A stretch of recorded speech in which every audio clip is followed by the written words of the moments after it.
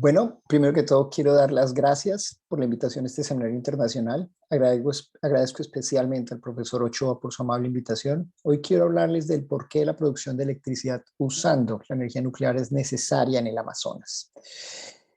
Estos son los temas que deseo presentar, pero antes de hacerlo, deseo citar una frase de Madame Curie. Nada en la vida es para ser temido, es más para ser entendido. Ya es tiempo de que empecemos a entender más para tener menos miedo. Esta definitivamente es una frase que debemos aplicar a todo, incluyendo la política en tiempos tan agitados como los que vivimos actualmente. Quiero primero contarles que la energía hace dos cosas: mueve el universo y genera calor. Si ustedes ven el movimiento de un cuerpo, incluyendo el de ustedes, es porque allí mismo hay energía. Y seguro que sentirán los cambios también de la temperatura en el mismo. Los carros se mueven y cambian de temperatura. Las personas cuando corremos vemos que empezamos a elevar la temperatura y empezamos a transpirar y a sudar. Los animales generan calor que se asocia a este cambio de temperatura. Entonces, siempre que hay energía, siempre que ustedes vean movimiento y calor, es porque ahí hay energía involucrada, siempre. Ahora, la energía ni se crea ni se destruye, se transforma, pero siempre se paga un alto precio por hacerlo, porque al transformar la energía en una forma en la que la podemos utilizar, siempre se transforma el medio ambiente. Acá un ejemplo que siempre muestro en mis conferencias. En 1975, el rompimiento de la represa de Baquiao en China produjo entre 70.000 y 250.000 muertes. Eso fue en el 1975. El gobierno chino lo mantuvo en secreto. En cifras reales, los accidentes nucleares en reactores no han producido un mayor número de muertos, 200 a lo máximo. Ahora, gracias a Albert Einstein sabemos que la energía y la materia tienen una maravillosa relación. Sabemos que la energía es equivalente a la materia multiplicada por la velocidad de la luz al cuadrado. ¿Qué implica esta ecuación? Esta ecuación implica que nosotros podemos obtener energía a partir de la materia y que podemos obtener materia a partir de la energía. Hoy en día, técnicamente lo hacemos. De hecho, los reactores nucleares usan ese principio. Utilizan la materia, la convierten en energía vía calor, y ese calor calienta el agua que mueve una turbina y luego se le baja la temperatura al agua y se condensa para seguir en este proceso de producción continua de movimiento de las turbinas para producir electricidad. Ahora, todo manejo de energía produce un impacto medioambiental, no importa lo que ustedes hagan, todo sin excepción. Los paneles solares tienen teluro de cadmio que es altamente contaminante, por lo cual al tener paneles se debe tener cuidado no solamente con su ubicación, sino también con su manejo posterior una vez se acabe su vida útil. Las hidroeléctricas ocupan grandes espacios. La energía eólica genera impactos ambientales y de ruido, y las turbinas tipo Whirlpool pues tienen un alcance limitado con la potencia que producen y además de que tienen que hacerse, definitivamente afectan el medio ambiente. Eso es algo con lo que hay que vivir. Ahora, limpio en general significa que no desorganizamos, pero esto es falso porque siempre desorganizamos o creamos un tipo de polución e impactamos el ambiente. Esto ocurre porque la entropía siempre crece. La entropía es un concepto muy interesante. No lo voy a tocar en detalle. Sin embargo, les voy a dar un ejemplo que conocemos debido a la pandemia. Todos hemos sufrido de ver cómo permanentemente está desorganizado el platero. Y es más fácil desorganizar que organizar. De hecho, la tendencia general es que es más fácil estar en un estado desorganizado que estar en un estado organizado. Hay varias maneras de desorganizarse y muy pocas de mantenerse ordenado. Por eso es que es más probable mantenerse en desorden que mantenerse en orden. Y para poder ir de un lado al otro, para estar de un estado desorganizado a un organizado, necesitamos calor, ¿no? Entonces siempre nos vamos a mover entre el orden y el desorden, pero vamos a pagar un precio, que es desorganizar o modificar la energía que está a nuestro alrededor, modificar el medio ambiente. Ahora, para hacer las cosas peor, los vendedores y los lobistas de la energía utilizan el término limpio como de renovable. Hay una cantidad limitada de materia y hay una cantidad limitada de energía. Y generar energía produce un impacto que en ocasiones es difícil de medir inmediatamente. Aquí les muestro una gráfica acerca del flujo de materiales que usan los diferentes tipos de tecnologías para producir energía eléctrica. Entre mayor es ese flujo, más contaminación produce y las barras son más altas. Miren la energía solar, la cantidad de insumos que produce y la cantidad de desechos que produce de una u otra manera comparada con la nuclear. La razón es muy simple, el seguimiento que se le hace a los materiales nucleares es muy estricto comparado con el seguimiento que se le hace a los paneles solares a la producción por medio de hidroeléctricas.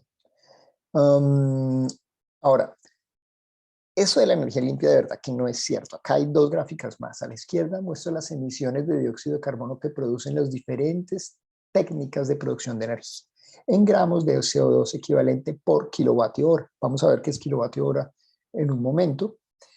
Y entonces fíjense que el carbón produce una cantidad enorme de CO2 por cada kilovatio que produce comparado con la nuclear y la eólica terrestre, que están muy, muy cerca una de la otra, ¿no?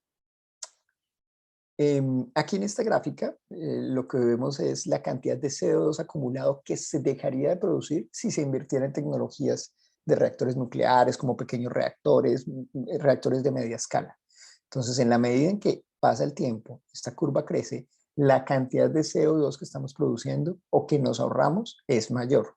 La cantidad de CO2 que dejamos de producir es mayor, ¿ok? El caso de Alemania es un caso muy interesante. Alemania en los 90 decidió eliminar todos sus reactores nucleares y le apostó a un comercio muy grande de energías alternas y renovables, etcétera, y lo comercializa, es uno de los grandes comercializadores. Pero miren el precio que está pagando. Alemania produce casi 5 veces más huella de carbono que la que produce Francia. Y Francia, su consumo y su producción nuclear es increíble, le vende a sus vecinos, ha decidido ampliar su capacidad nuclear comparado con lo que produce aquí Alemania. Ahora, estas barras vienen acompañadas de estas pequeñas barras tenues, espero que ustedes las puedan ver, que son medio grises, que hace referencia a las emisiones de carbono, ¿no? Entonces, fíjense, de todas maneras, las emisiones de carbono que produce acá y acá son increíbles para el caso del eólica y el caso solar, para el caso de Alemania. Es decir, Alemania es el gran productor de CO2 en Europa y también uno de los grandes en el mundo, y es una responsabilidad que difícilmente acepta y se niega a aceptar, ¿no? Y además con consecuencias geopolíticas grandes. Le compra gas a Rusia, entonces el precio que se paga es enorme. Ahora, quiero ser muy claro en este punto. La energía nuclear no es la panacea, no es la solución, no es la salida a todos nuestros males, pero sí puede contribuir significativamente a reducir la huella de carbono y a generar un impacto medioambiental menor en regiones como la Amazonía. Ahora, hablemos un poco de estos términos de energía y vamos a hablar del término de megavatio hora. El kilovatio hora, perdón. Kilovatio hora es una frase que uno escucha siempre la gente que vende energía. Entonces, voy a ilustrarlos con un ejemplo. Si yo tengo una papaya, todos nos gusta la papaya, que pesa 1 kilogramo, y la dejo caer 1 metro, bajo esta aceleración que es más o menos 10 metros sobre segundo al cuadrado. Más o menos no es 9,8 sino 10, lo voy a aproximar por facilidad. Yo puedo encontrar que el tiempo de caída es más o menos medio segundo y que el trabajo realizado por la gravedad hace que la papaya caiga, es de 10 joules. O sea, esa es la energía que el campo gravitatorio invierte en hacer caer la papaya.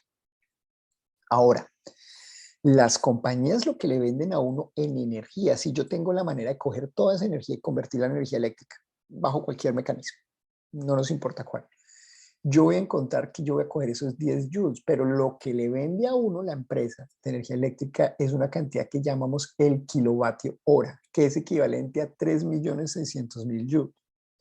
Para producir un kilovatio hora de energía, que se lo vendan a ustedes, ustedes lo ven en sus recibos, ustedes ven estas siglas kWh allá en su recibo, eso es lo que les cobran a ustedes. Hay una relación lineal entre el precio de kilovatio hora y lo que ustedes consumen. Ustedes pueden consumir entre 5, 10, 40 kilovatios hora al mes. Y lo que ustedes van a encontrar es que se consumen más o menos 3.600 joules. Eso es un kilovatio hora, pero para producir eso yo necesito 360.000 papayas cayendo. Eso es enorme. Eso es una cantidad enorme de papayas. Eso es 1 kilovatio hora. Ahora, vamos a compararlo con lo que ustedes al año más o menos consumen. Se ha hecho un estudio de más o menos la cantidad de energía que un habitante de Leticia, por ejemplo, consume al año. Un habitante de Leticia consume al año 371 kilovatios hora, punto 48. Eso es equivalente a 133 millones de papayas cayendo, más de 133 millones de papayas cayendo.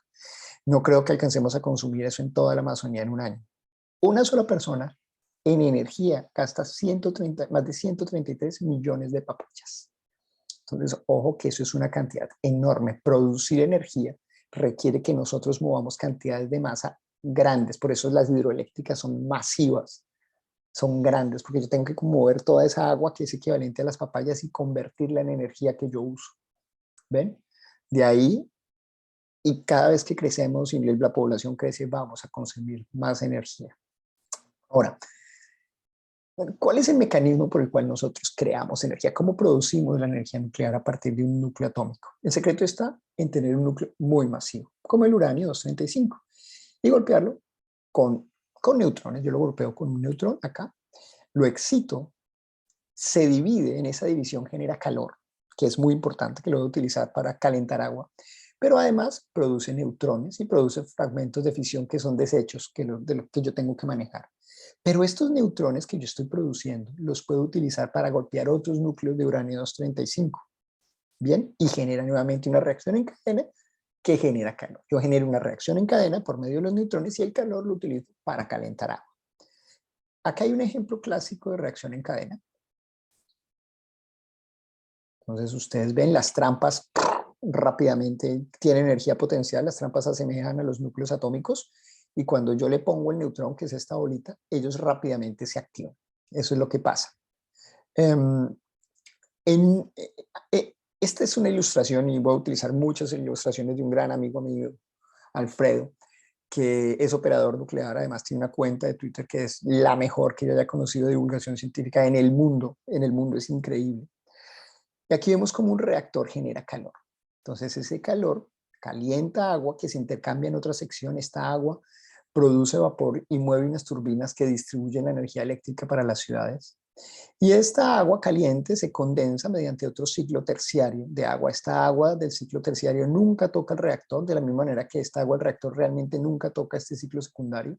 Y esta agua puede ser de un reservorio de agua que puede ser un río, o que puede ser el mar, o puede ser un lago. Entonces yo lo utilizo para moderar el sistema y bajar la temperatura o mantenerla constante.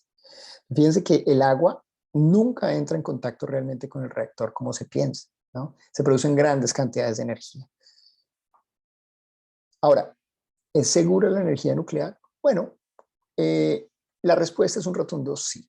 Para comenzar, los estándares de calidad y de seguridad de la industria nuclear están por encima de los estándares de la aviación.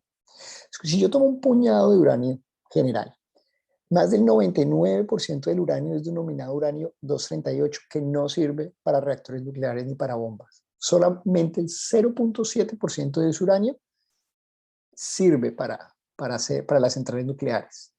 Ahora yo necesito que en ese puñado de uranio sacarle la mayor cantidad de uranio 238 y que la relación entre uranio 238 y 235 cambie, de tal manera que yo tenga una cantidad de uranio 235 entre el 3 y el 5%. Ese es el que se utiliza en los reactores y no explota de manera espontánea. Por el contrario, si yo elevara la cantidad a un 90%, más de un 90%, como lo que pasa en las bombas, yo sí tendría un sistema en el cual la bomba explota.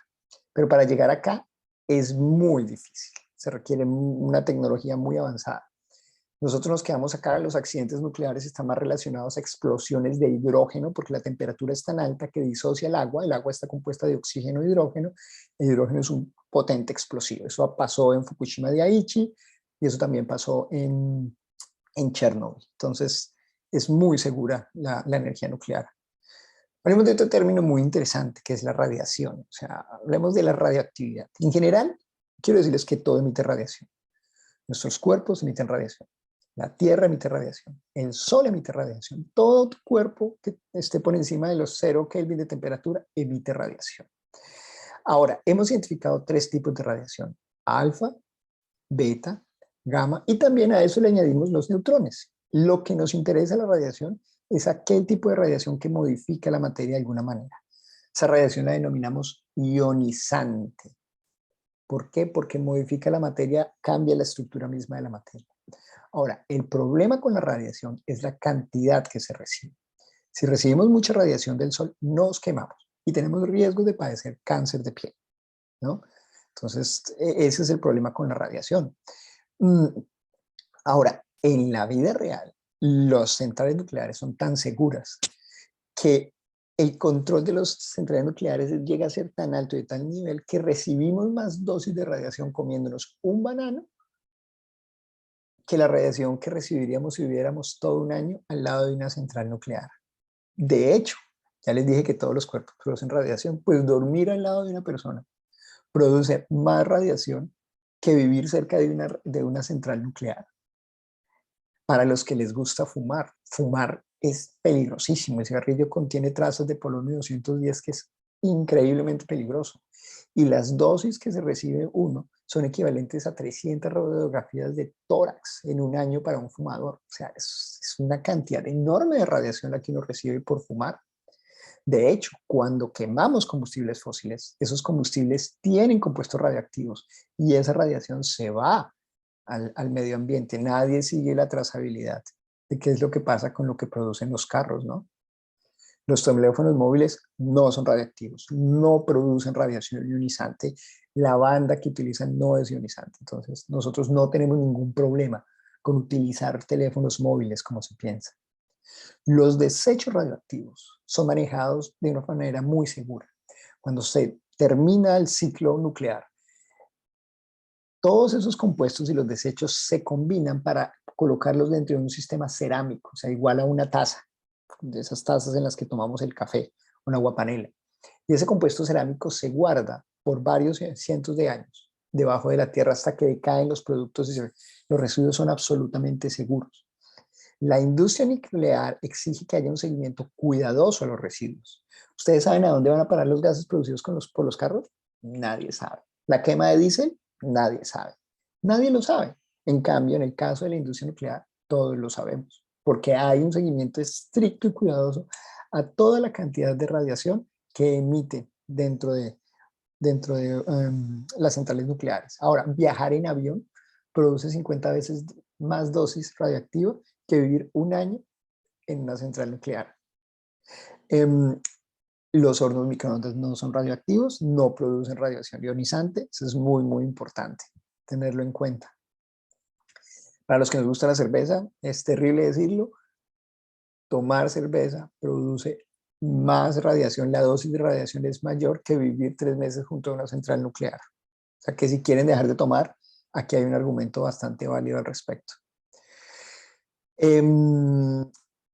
Estas son las torres de enfriamiento, son muy famosas porque vía Los Simpson y otras características se hicieron famosas como los símbolos de la energía nuclear y la gente cree que las torres de enfriamiento que tienen esta forma parabólica están asociadas a los desastres nucleares y a las centrales nucleares, pero no es cierto. Las torres nucleares usan un sistema de intercambio de aire, de calor y de agua con el medio ambiente para bajar la temperatura al agua que va circulando o a un fluido. Este es un ejemplo, esta es una planta de energía de carbón en China, ¿no? Entonces, de hecho, las que más utilizan este estado de enfriamiento son las plantas de carbón por encima de las nucleares. Ustedes ven, por ejemplo, en Fukushima de Aichi no había torres de enfriamiento por ningún lado, ¿no? ¿Por qué? Porque utilizan una tecnología diferente. Utilizan enfriamiento, pero no con esta forma de torres. Ahora bien, siempre hay pros y contras en la producción de energía. La Amazonía, pues, debe sopesar a la hora de tomar decisiones, pero las decisiones no pueden estar basadas en la economía. Nosotros sabemos que los combustibles fósiles están altamente disponibles, son fáciles de transportar, la cadena está muy bien hecha, están a bajo precio el carbón. Pues claro, tenemos un problema ahora con el gas, que está sufriendo una especulación muy alta por razones geopolíticas y históricas. Sin embargo, los fósiles producen altas emisiones de CO2. Producen emisiones de gases tóxicos y también de radioactividad y hay un alto precio para el caso del gas. Para el caso de las renovables, que ya vimos que no son tan renovables, pareciera que virtualmente son inagotables, pero son limitadas en su uso, ¿no? Porque son intermitentes, en la noche los paneles solares no funcionan, cuando no hay viento, pues no tengo que suplir la demanda por otras maneras. Hay bajas emisiones de CO2, sin embargo en la construcción puede que haya altas emisiones. Hay un impacto visual alto, entonces hay que tener cuidado. Para el caso de la nuclear, una de las mejores cosas es que es constante, o sea, no vamos a tener lo que tenemos en Leticia, que la calidad de la energía sube y baja, que tenemos el problema de la intermitencia en ocasiones, el suministro, hay bajas emisiones de CO2 y hay una estabilidad de la red eléctrica muy importante, pero la inversión es alta, entre 5 y 10 veces lo que se produciría es el costo, o el valor va entre 5 y 10 veces de lo que deberíamos invertir para producción con otras tecnologías. Sin embargo, ahora tenemos el costo medioambiental que empieza a ser sopesado, que empieza a ser importante, ¿no? Hay una alta inversión inicial, hay unos residuos que hay que manejar, sabemos la manera de manejarlo, pero eso tiene costos asociados. Y hay un riesgo limitado de accidentes, pero debemos ser honestos, eso pasa con cualquiera de las tecnologías. Hay algunas tecnologías que son bien interesantes en este momento. Hay una que de hecho es operativa. Esto fue un reporte de New York Times hace unos días, menos de 2 semanas, donde mostraban cómo un barco producido por Rusia está produciendo energía para un pueblo alejado de Rusia. Es una solución muy interesante porque ya es funcional. Saben que funcionan y seguramente van a explotar la tecnología para producir más. Pero no es la única, hay más de 70 tecnologías. Este reporte de la Agencia del Organismo Internacional de Energía Atómica muestra más de 70 tecnologías que están siendo utilizadas, se están siendo desarrolladas mejor. De hecho, esas tecnologías, estos son los países que las están desarrollando. Argentina la está desarrollando también, no solamente las grandes potencias, sino también países que técnicamente le han apostado a la energía nuclear. El Grupo de Física Nuclear de la Universidad Nacional de Colombia, al cual yo pertenezco, tiene un curso en asocio con Argentina de reactores nucleares y manejo de reactores nucleares. Eso es en asocio y con apoyo del Organismo Internacional de Energía Atómica. Esta es la línea de tiempo de la operatividad de los diferentes sistemas. Son más de 70 sistemas, así que esto es solo una mirada a los primeros sistemas, los que van más avanzados. Muy interesante, ya hay alguno que está funcionando. Este es el del barco ruso. Hay otros que van a comenzar a lo largo de los próximos años. Hay que ponerle mucha atención y también las empresas que las están produciendo, ¿no? Hay apuestas muy importantes de asociaciones público-privadas, muchas universidades. Berkeley, por ejemplo, está por este lado.